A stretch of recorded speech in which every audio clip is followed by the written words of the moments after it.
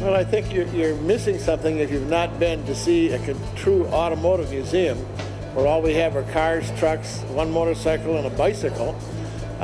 It's not a mechanical museum. We don't have televisions and radios and washing machines and dryers or anything like that, but we are a true car museum. We have trucks as well as some Jeeps with this, and we have special displays every now and then. Like right now, we're in the process of having our Cars, Trees, and Tradition for the 4th year.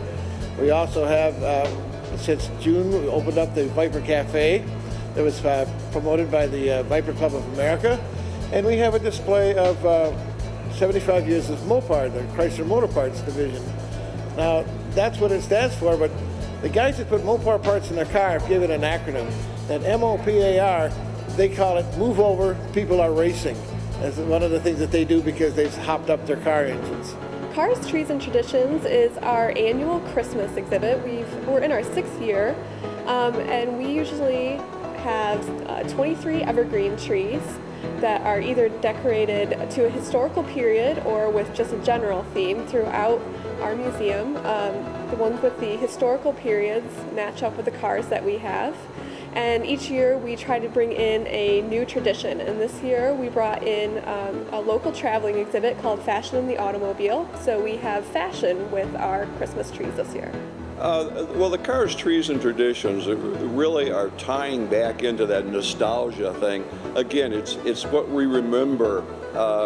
I don't remember candles on the Christmas tree, but I certainly do as a boy in Detroit, you know, being about 10 or 12 years old. I remember those silver aluminum Christmas trees. And the rotating lights. We remember that little light bulb that sat on the floor, and in front of that light bulb there was a technicolored diffuser that the light would go through to make the tree change colors. To see that tree, which goes back to the 50s, setting in front of a 1956 Dodge, and oh, by the way, that Dodge is 3 colors, a 3-tone car, something that would be impossible to build today. People used to actually paint these cars with a spray gun. They weren't dipped. They weren't all made of plastic or composites and snapped together. The cars that we show in the museum are just phenomenal. To see a car with the letters Plymouth all spelled out as individual letters that somebody on the assembly line had to put the P in there and then go behind there and put a little nut on the end of the P. The cars weren't snapped together like they are today. It's the total difference of today versus 30 or 40 and, oh my gosh, 50 years ago. I would hate to see somebody 30 years from now looking at Cars, Trees, and Traditions. What kind of Christmas trees are they going to be looking at? Yeah, the 75 years of Mopar, it's the 75th anniversary of Mopar, which is Chrysler's parts and service arm.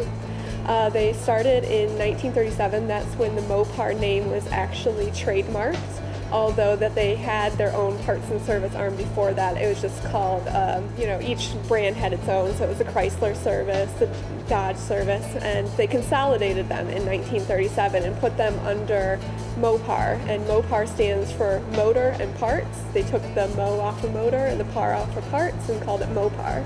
One thing I've learned about working at the Walter P. Chrysler Museum is that there is a plethora of motorheads who are dedicated to Chrysler, who love Mopar, and that's the one tragedy about closing this museum, is that they will not be able to come see these vehicles.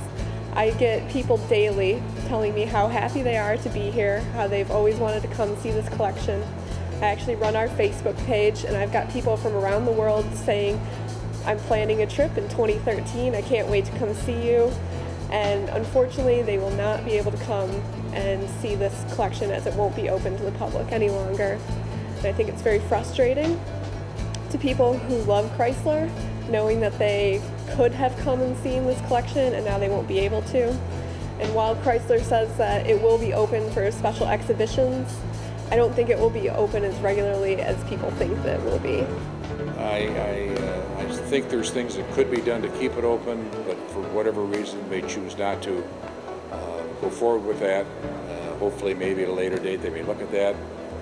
I don't put a lot of faith in that, but it was really never promoted, really never had a chance. Well, the thing I miss most about the museum is the camaraderie.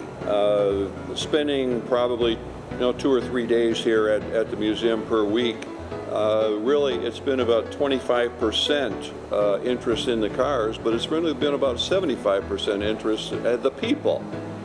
Between the visitors at the museum, we get several different types of visitors. We get the historians, the people that's interested in history.